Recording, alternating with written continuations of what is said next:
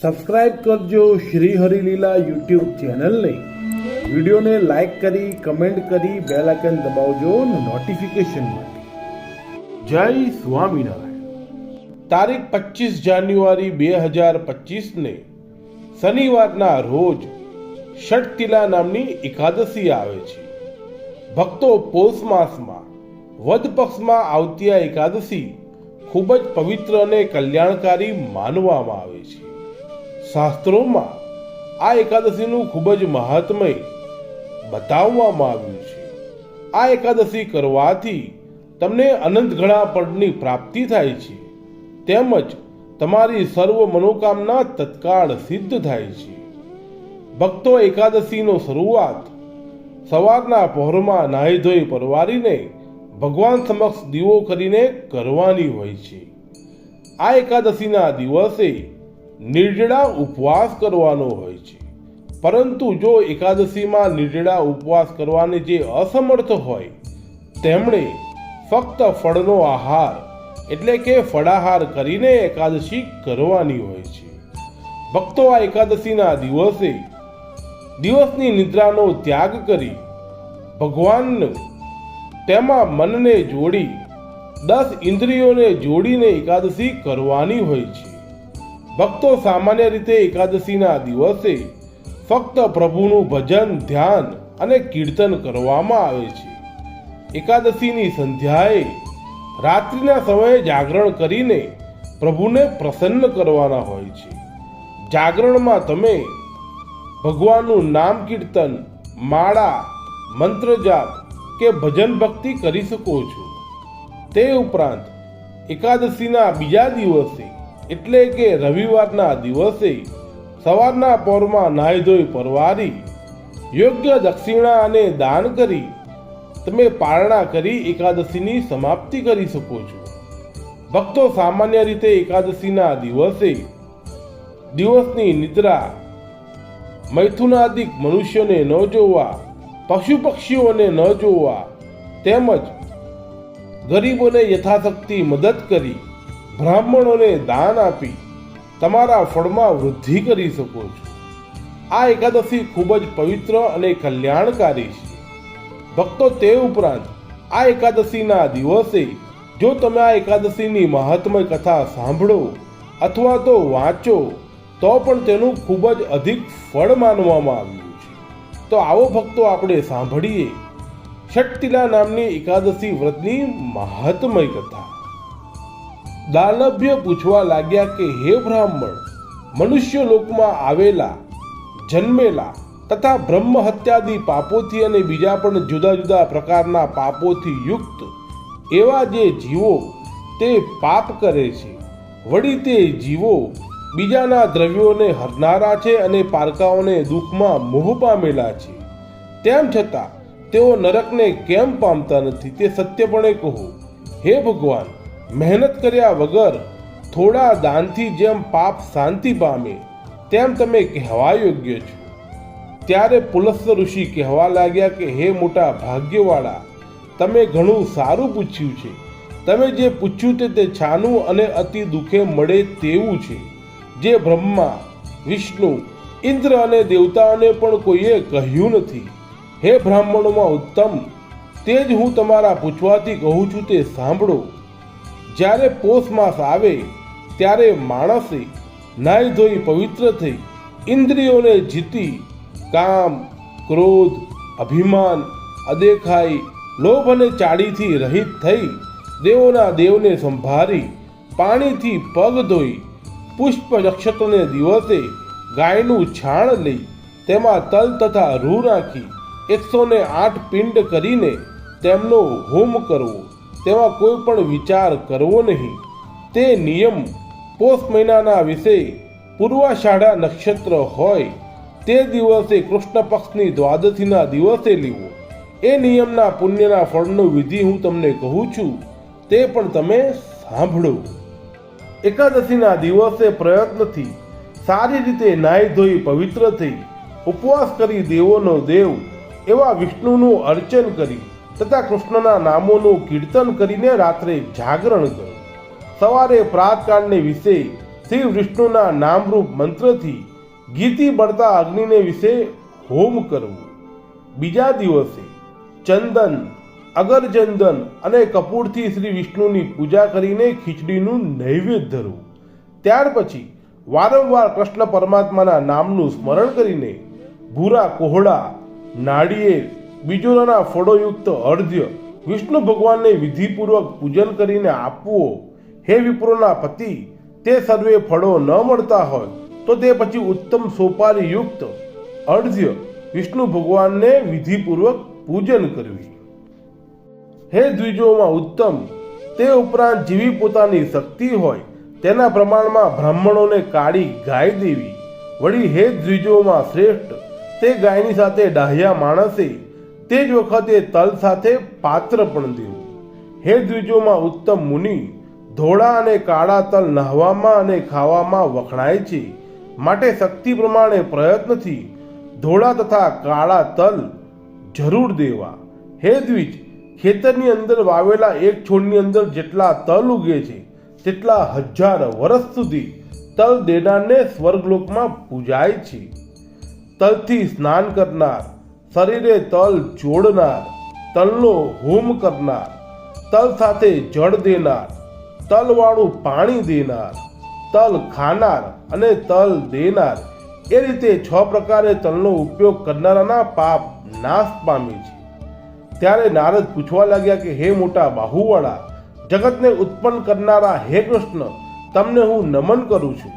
ષટતિલા નામની એકાદશી કઈ જાતના ફળને આપે છે તે ટૂંકી રીતે આખ્યાન સાથે હે યાદવ, તમે જો મને પ્રસન્ન થયા હો તો મારી આગળ કહો.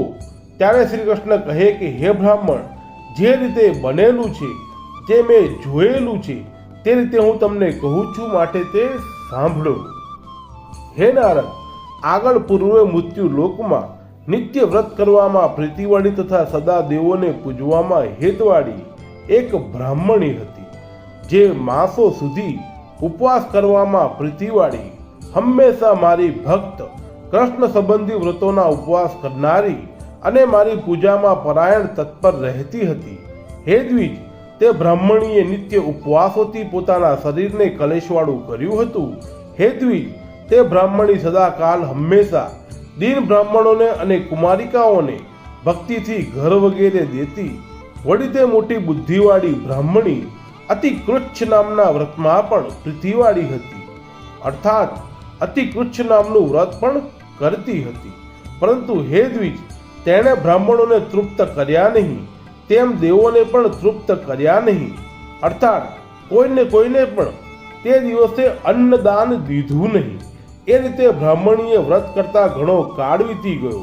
મેં વિચાર્યું કે આ બ્રાહ્મણીનું શરીર કૃચ્છાદી વ્રતોથી ગણવાથી શુદ્ધ થયું છે, તેમાં કંઈ પણ સંશય નથી.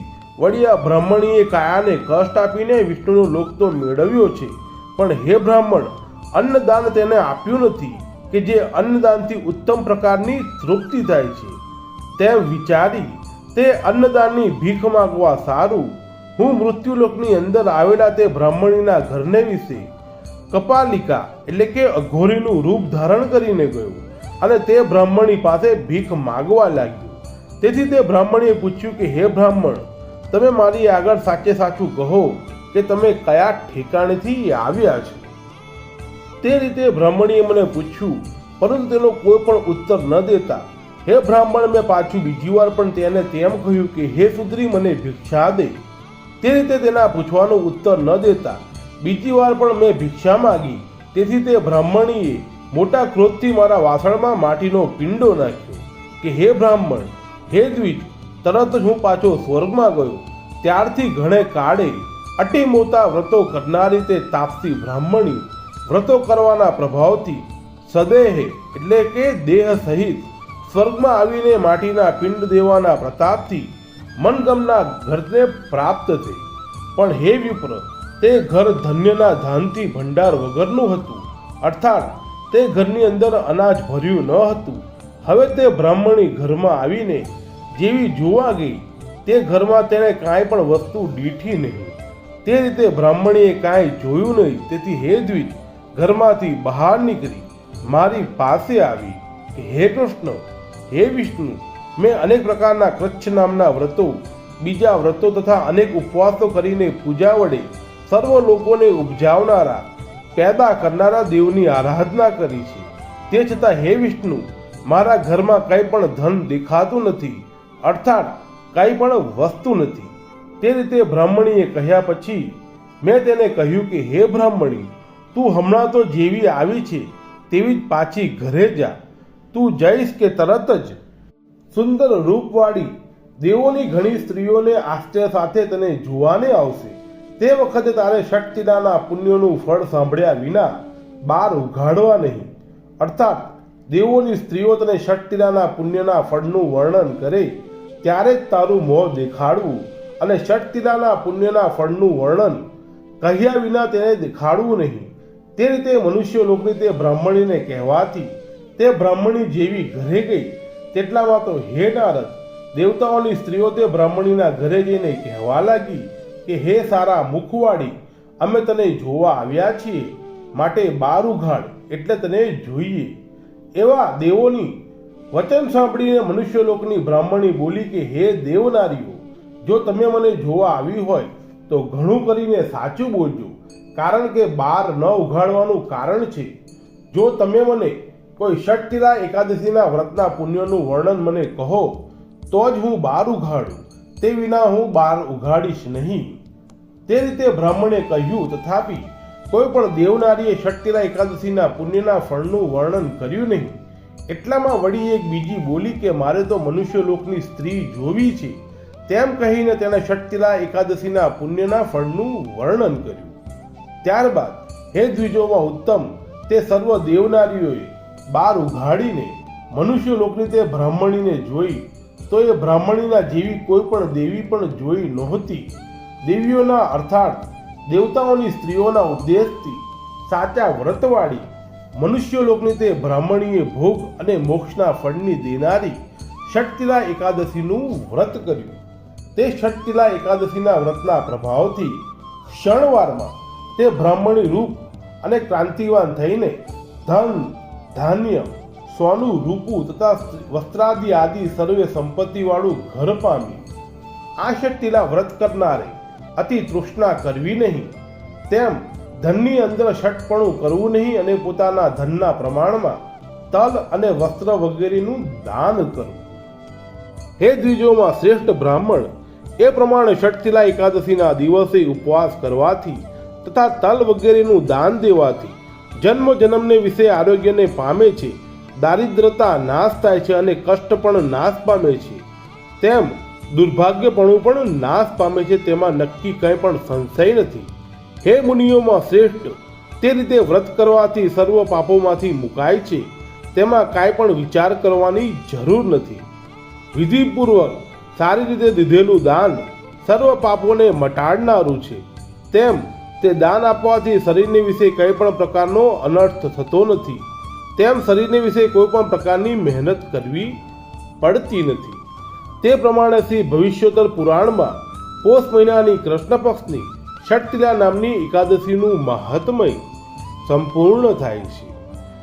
આમ ભક્તો, એકાદશીના દિવસે જો તમે તલનું દાન કરશો તો તમને અનંત ગણા ફળની પ્રાપ્તિ થશે, અને જેટલું તમે તલનું દાન દેશો તેટલા હજાર વર્ષો સુધી તમને સ્વર્ગલોકની પ્રાપ્તિ થશે, તેવું આ શાસ્ત્રોનું વિધાન છે. માટે આવો આપણે ભક્તો સર્વે ભેગા મળીને ષટતિલા નામની એકાદશી કરી પ્રભુની પ્રસન્નતા મેળવી અને અંત સમયે મૃત્યુ બાદ સ્વર્ગલોકની પ્રાપ્તિ કરીએ. ભક્તો, આજનો વિડીયો અમે સમાપ્ત કરીએ છીએ. અમે આશા રાખીએ છીએ કે તમને આજનો વિડીયો જરૂર પસંદ આવ્યો હશે. આજનો વિડીયો તમને કેવો લાગ્યો તો અમને કમેન્ટ કરીને જરૂર જણાવજો. આજનો વિડીયો અમે સમાપ્ત કરીએ છીએ. સર્વે હરિભક્તોને અમારા ઘણા હેતથી જય સ્વામિનારાયણ.